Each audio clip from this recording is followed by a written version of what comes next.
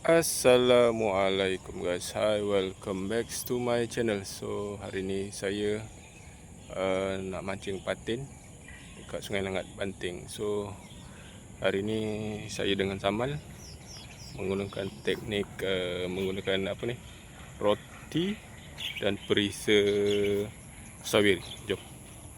Saya dah lancar dah tu. Mana? Okey, kalau ada strike nanti saya update. Okey guys, ni umpan kita. Strawberry. Lepas tu kita kepal-kepal bagi cun. Ya. Semoga ada strike. Kita tengok Zamal melibas. Sup. Oh, sampai guys. Sampai. Masuk YouTube.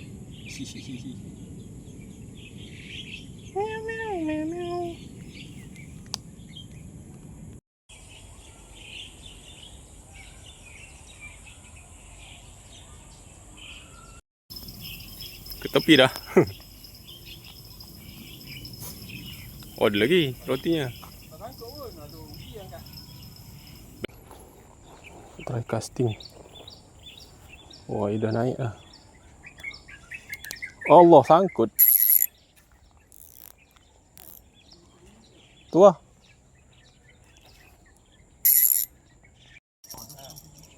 Guys.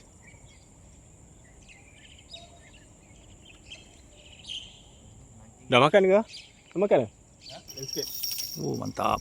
Alhamdulillah guys, strike yang pertama. Jangan lupa pakai jaket. Uish. Sorry lah, loceng tak sempat buka. Kita layan loceng.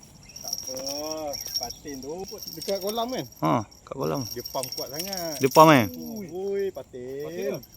Patin Man? Patin. Sanggup tak ada Man? Tak ada. Aduh, ada tali siapa ni? Tak apa, jalan. Tarik. Jalan. Tu patin tu. Serius tak nampak lagi. Tak apa. Oh iyalah, patin. Alhamdulillah. Pump terus ah? Pump terus dah. Tak kena ada space. Oh tu. Relax. Nak pump tu relax. Angkat lanjut.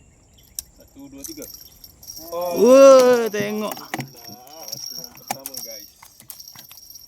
Terus hilang fokus, takut tercabut. Tolong. Okay guys, alhamdulillah strike yang pertama. Oh, dah kena pakai ni lah. Cacing kan? Oh, benar. Ni tak tahu benar apa, saya tak tahu benar. Tak apa. Okay guys. Oh, dah lucah dah. Okay guys.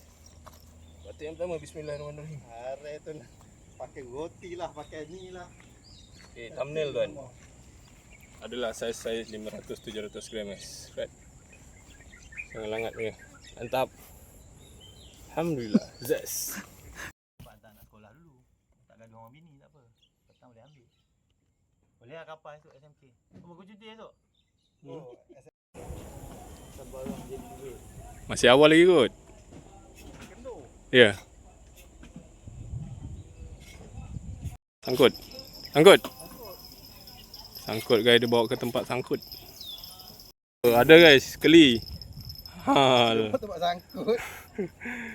Strike yang mana? Janji tak kumpau. Cacing. Okay guys, tu je lah. Dah strike last tadi keli, Zaman lepas keli, lepas tu tarak. So kita main sampai pukul 12 je. Dah lebih. Jumpa lagi next video. Terima kasih. Assalamualaikum.